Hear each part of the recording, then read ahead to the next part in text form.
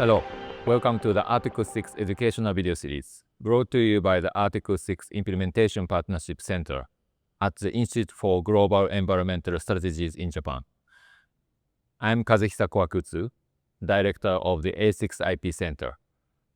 This series is designed to support policymakers, practitioners, and interested stakeholders in understanding and implement Article 6 of the Paris Agreement, a key provision that enables countries to cooperate through carbon markets and other mechanisms to meet climate goals more efficiently. This series is divided into 3 modules. Module number 1 introduces a basic framework of Article 6 and the role of carbon markets in global climate cooperation. Module 2 explains how Article 6 projects are financed and steps for developing Article 6 projects, including government rules and enabling frameworks. Module 3 focuses on how countries can operationalize international cooperation, covering authorization, tracking, and user mitigation outcomes. Whether you are new to the topic or looking for a structured refresher, this video series offers concise and practical insights to support your work. By the end of this video series, you'll be able to first, understand what Article 6 of the Paris Agreement is and how it helps countries work together to meet their climate goals. Second, learn how countries cooperate under Article 6 to implement carbon projects, how they authorize and track carbon reductions, and make sure there is no double counting. 3. Recognize different ways to finance carbon projects and where Article 6 fits into the project planning, financing, and implementation. And lastly, number 4, understand what countries need to track and report under Article 6.2 guidance and how these processes keep the system transparent and credible.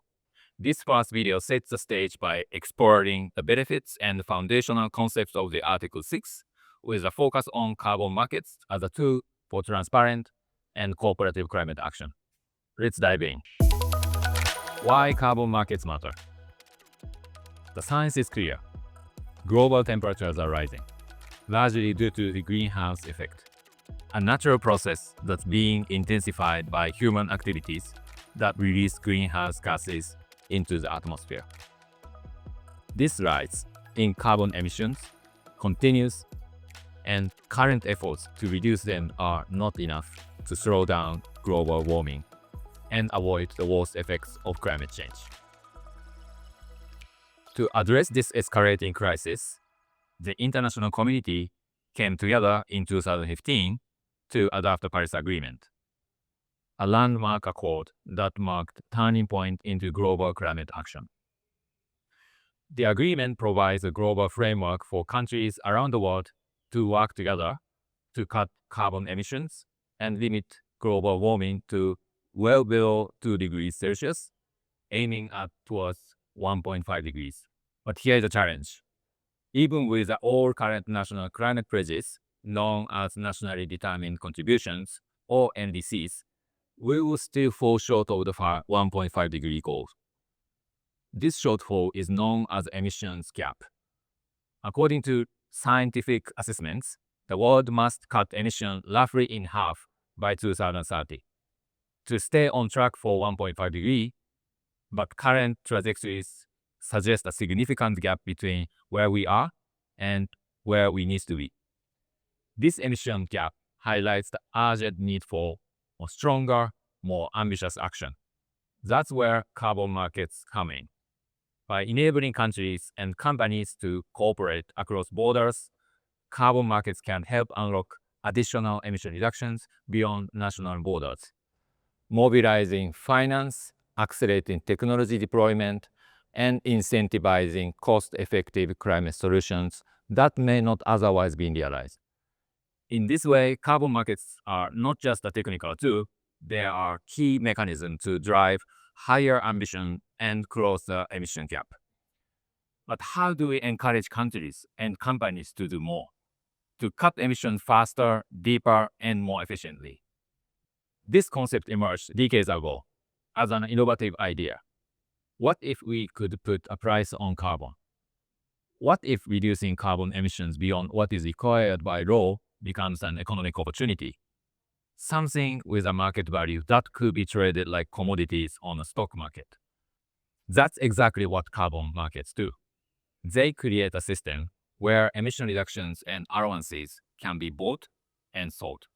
So over time, we see carbon markets in different shapes and sizes all over the world, signifying how carbon markets went from experimental idea to mainstream policy tools. They are now in place in regions like EU, China, Japan, New Zealand, and beyond, and gaining momentum globally, incorporating into the international UN Climate Cooperation Framework since the Kyoto Protocol back in 1997, and now becoming one of the key instruments under the Paris Agreement. Today, carbon markets are no longer just an idea, they are a key mechanism for scaling climate action if implemented right. So, how does this work? A carbon market works a bit like a stock market, but instead of trading company shares, entities trade carbon units. A carbon unit represents 1 ton of allowed carbon dioxide emissions, or 1 ton of carbon dioxide emissions reduced or removed from the atmosphere. By putting a price on emissions or reduction efforts, carbon markets create financial value that incentivizes emission reductions and helps unlock funding from governments, businesses, and other actors, channeling it into real, measurable climate action. Types of carbon markets. Not all carbon markets work the same way. One of the key distinctions lies in who participates in the market and why. Compliance markets are established by governments to help meet legally binding climate targets. These targets are often linked to countries' nationally determined contributions under the Paris Agreement. The most common type of market in this system is one where governments set targets on how much greenhouse gas certain sectors or companies can emit, and establish rules for how they can meet these targets. In voluntary markets, the markets are driven by voluntary commitments. In these markets, companies, organizations, and individuals take action to reduce or compensate for their emissions, to demonstrate environmental leadership, meet internal sustainability goals, or respond to stakeholder expectations. Purchasing voluntary credits is often part of a broader corporate social responsibility or climate strategy and helps fund projects that deliver measurable climate benefits. Regardless of who participates, all carbon markets rely on a set of mechanisms to measure and trade emissions reductions. Let's now explore how these mechanisms work and how carbon units are actually created. How do emissions trading and carbon credit mechanisms work? Carbon markets operate using two main mechanisms to reduce or limit greenhouse gas emissions. Cap and trade systems, which use tradable emissions permits, which are often called allowances, and baseline and credit systems, which generate carbon credits. While these mechanisms both create financial incentives for climate action, they differ in how they function and what is being traded. In a cap and trade system, governments set a cap on the total amount of greenhouse gases that can be emitted by certain sectors or companies. They issue emissions allowances, each representing the right to emit 1 ton of CO2 or its equivalent. Companies must hold enough allowances to cover their actual emissions.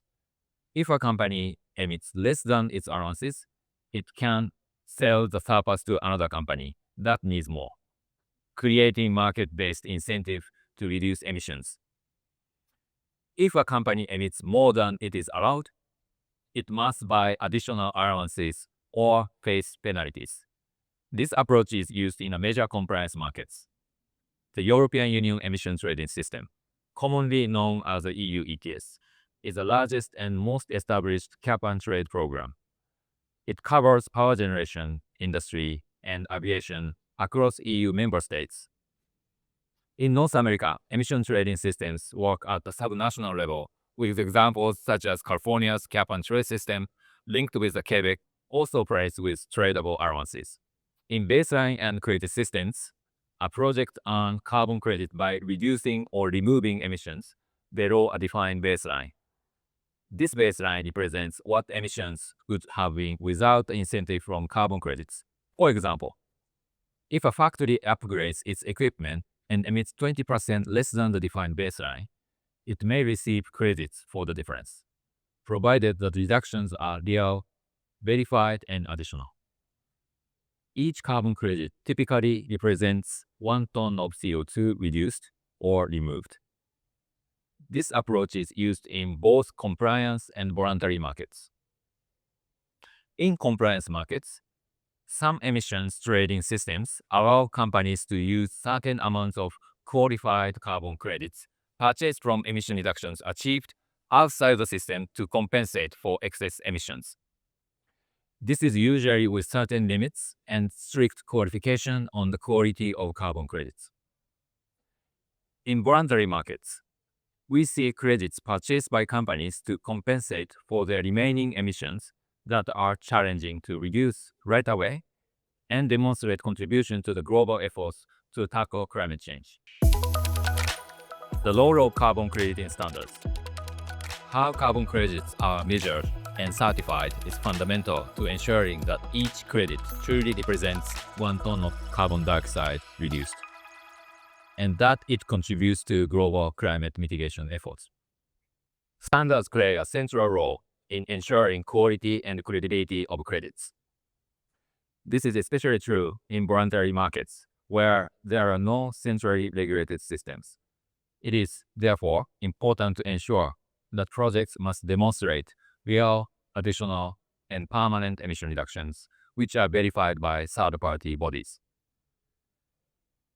Carbon crediting standards come from various types of carbon crediting mechanisms around the world. International crediting mechanisms, centralized mechanisms established under the United Nations with mechanisms such as the Clean Development Mechanism during the Kyoto Protocol, and now the Article 6.4 mechanisms, or the Paris Agreement crediting mechanism established under the Paris Agreement. Bilateral crediting mechanisms, formed through bilateral cooperation between countries such as the Joint Crediting Mechanism between Japan and partner countries. Government-led mechanisms, which is established by the government to promote greenhouse gas reduction in the country, such as Thailand Voluntary Emissions Reduction Program, Canada's federal GHG offset system, Chile's crediting mechanism. Independent crediting mechanisms, programs developed by independent organizations. The well-known independent crediting mechanisms include Gold Standard, Verified Carbon Standard, Global Carbon Council. These standards define how baselines are set, how reductions are measured, and how monitoring and verifications are conducted. Many also encourage co-benefits, such as improved health, biodiversity protection, local economic development. As carbon markets evolve, the boundaries between compliance and voluntary systems are beginning to blur. Some compliance systems now allow the use of high-integrity voluntary credits to meet part of their requirements. Some voluntary markets are adopting more rigorous standards and registry systems, mirroring compliance-level scrutiny. Understanding the difference between allowances and credits, and the systems that generate and trade them, is essential for navigating today's complex carbon market landscape. Ensuring integrity in carbon markets. Carbon markets only work if we trust the credits being traded. And that brings us to one of the most critical principles of carbon markets: integrity. Integrity is not just a nice to have, it's a foundation of the entire system. To be credible, carbon credits must meet strict criteria. First, real and credible. The emissions reduction must actually happen, and they must be measurable using credible methods. For instance, if a company builds a solar power plant to replace energy from the grid, the emissions it avoids must be clearly calculated through a robust system, conservative estimation, and reliable data. Second, additional. The project must go beyond what would have happened anyway by applying the strict assessment under the applicable carbon crediting standards. Permanence. The emissions reductions and removals should be permanent. The goal is to ensure that the carbon stays out of the atmosphere for the long term. Transparent. The data behind the credits needs to be open and traceable. There must be a clear documentation, public information, and public accountability underpinned by effective, robust, and transparent governance. Verifiable. An independent third party must review the project's performance. Just like a financial audit, this ensures that what is claimed is actually delivered. Sustainable development co-benefits and safeguards. Carbon market is not only for mitigation, but the project must also contribute to sustainable development and avoid negative social, environmental, and economic impacts, including respect for human rights. Last but not least, contribute to net zero pathways. The carbon credits should come from activities that help countries transition towards emissions pathways aligning with the global net zero emission goal. These principles are not just technicalities. They are the foundation that carbon markets rest on. Without them, credits could become meaningless, and the entire system would lose credibility. That's why strong standards, transparent rules, and independent verification are absolutely essential. They are what turns carbon markets from a good idea into a powerful climate solution.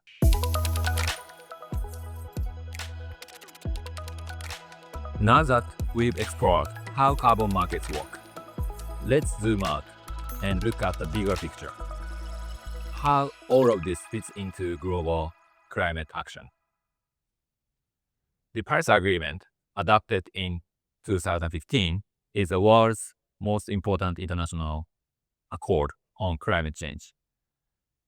Its central goal is to limit global warming to well below 2 degrees Celsius, aiming for 1.5, and to reach net zero emissions by 2050. Net zero means that the amount of greenhouse gases emitted into the atmosphere is balanced by the amount removed, so the net impact is zero.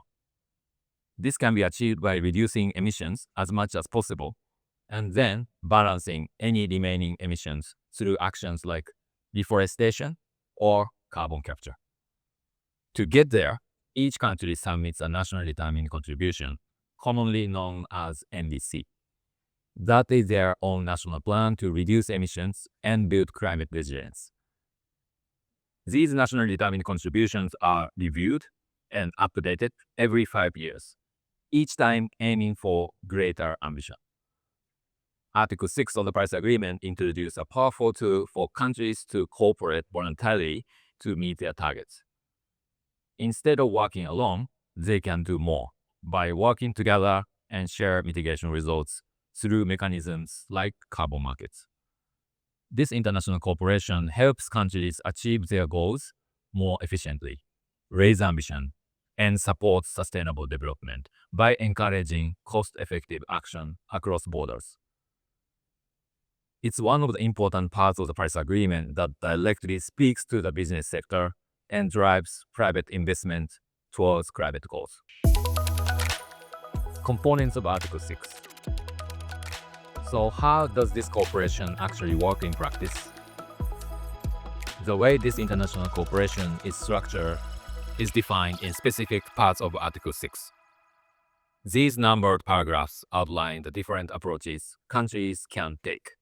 Among them, 3 core components form the operational heart of Article 6, the mechanisms that countries and stakeholders can actively use. Article 6.2 guidance lays out a framework for how countries can cooperate bilaterally or multilaterally, and share the mitigation results through the use of internationally transferred mitigation outcomes, or ITOs. Importantly, the framework establishes a guidance to ensure that emission reductions are properly and transparently accounted for and not counted twice. Article 6.4 mechanism establishes a centralized UN crediting mechanism managed by the United Nations Framework Convention on Climate Change.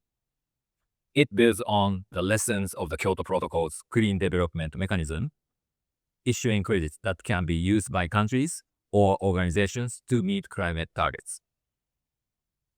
Article 6.8 framework focuses on non-market approaches, like partnerships for technology transfer, capacity building, and finance. These don't involve carbon credits, but still contribute to climate cooperation, sustainable development, and poverty eradication. Together, these tools provide countries with flexible, transparent, and accountable ways to collaborate, while ensuring the environmental integrity of their actions. What's next for carbon markets? Carbon markets are no longer just an idea. They are becoming a powerful reality. According to the World Bank, in 2024, the voluntary carbon market, through major independent crediting mechanisms alone, issued about 290 million credits, representing verified reductions or removals of carbon dioxide.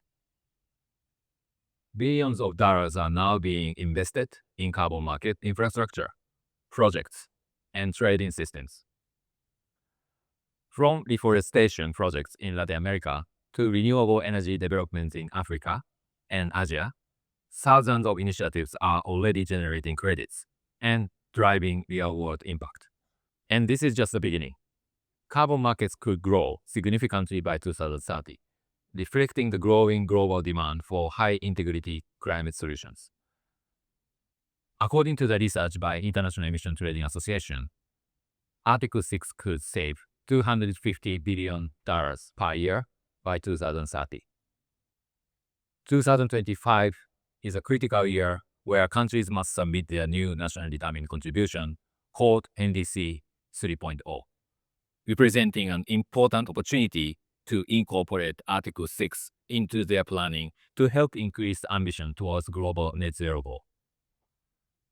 At the same time, the final guidance and rulebooks for Article 6 have been adopted after long-standing UN negotiations, and many countries are now actively building the systems and partnerships to fully operationalize these tools. If implemented with integrity, carbon markets can scale up climate action, lower the global cost of cutting emissions, and help us build a climate-safe future, one where we not only limit global warming, but also build resilience and promote sustainable development for all. Thank you for joining us for this first video in the Article 6 educational series. Today, we explored why climate action is urgent and why international cooperation is essential, how carbon markets work, including the differences between compliance and voluntary systems, what gives carbon credits their integrity, making them real, additional, permanent, and transparent, how Article 6 of the Paris Agreement enables countries to collaborate through three core mechanisms, 6.2, 6.4, and 6.8, and how carbon markets are rapidly evolving, playing a growing role as we approach the critical milestone of 2025.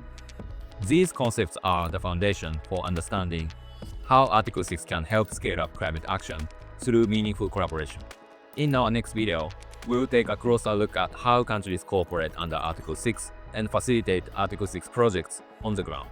We hope you continue this learning journey with us. Together, we can unlock the full potential of Article 6 and move closer to a low-carbon, climate-resilient future for all. See you in the next session.